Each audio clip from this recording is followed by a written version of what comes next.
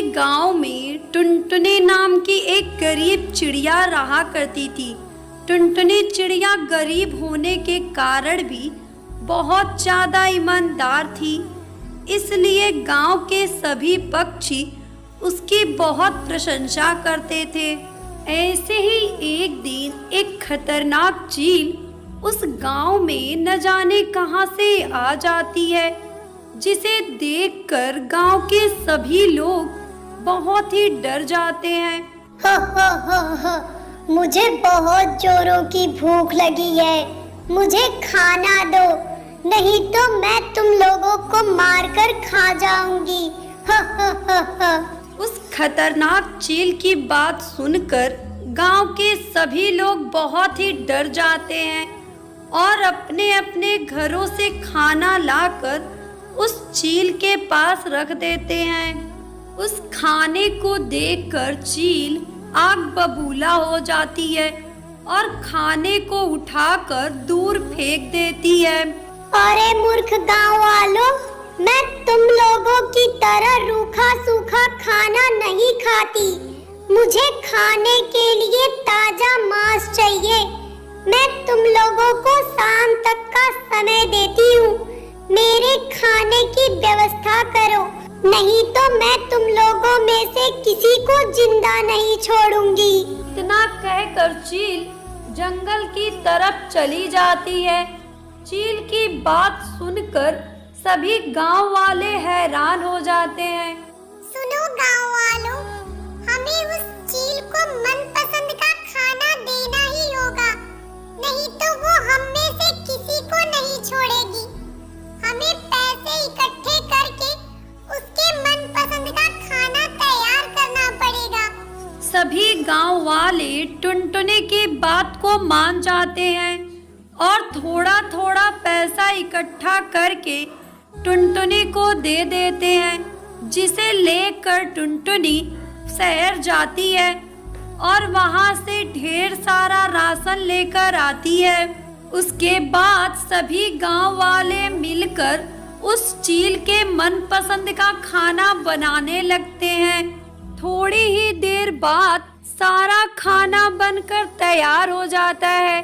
अब टुनटुनी उस खाने को लेकर चील का इंतजार करने लगती है। तभी वहां पर बंटी नाम का एक कबूतर आता है, जो बहुत ही भूखा होता है। वो टुनटुनी चिड़िया से कहता है, टुनटुनी बहन, मैंने कई दिनों से खाना नहीं खाया है, मुझे बहुत जोरों की भूख लगी है, क्या आप मुझे ये खाना दे सकती हो? बंटी भैया, मैंने ये खाना उस दुष्ट चील के लिए रखा है। वो कई दिनों से आके मेरे गांव में हम सबको परेशान कर रही है।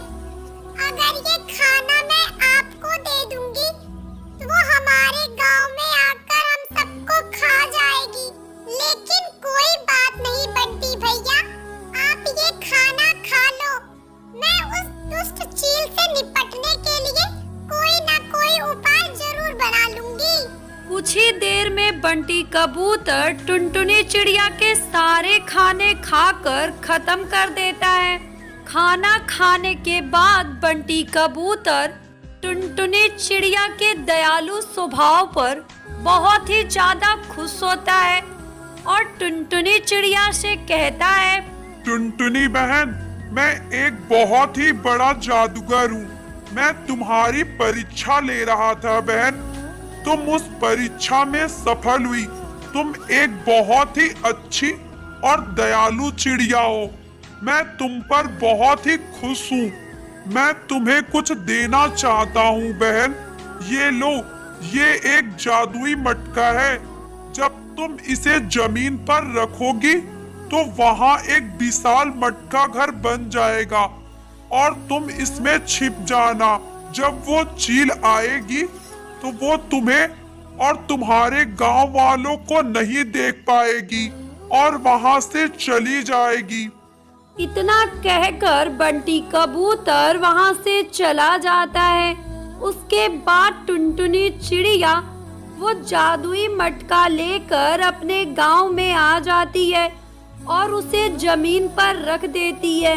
देखते ही देखते वो जादुई मटका विशाल मटका घर में बनकर तैयार हो जाता है, जिसे देखकर टुनटुनी चिड़िया बहुत ही खुश होती है। अगले सुबह जब चील उस गांव में आती है, सभी गांव वाले भागकर उस मटका घर में जाकर छिप जाते हैं। दुष्ट चील उन गांव वालों को हर जगह खोजती है, लेकिन वो उन्हें कहीं नहीं मिलते। तब चील मन ही मन सोचती है, लगता है ये दुष्ट गांव वाले मेरे डर से गांव ही छोड़कर भाग गए हैं। आज भी मुझे भूखे पेट ही सोना पड़ेगा। ये सोचकर दुष्ट चील वहां से चली जाती है। उसके बाद सभी गांव वाले खुशी खुशी अपनी जिंदगी बिताने लगते हैं।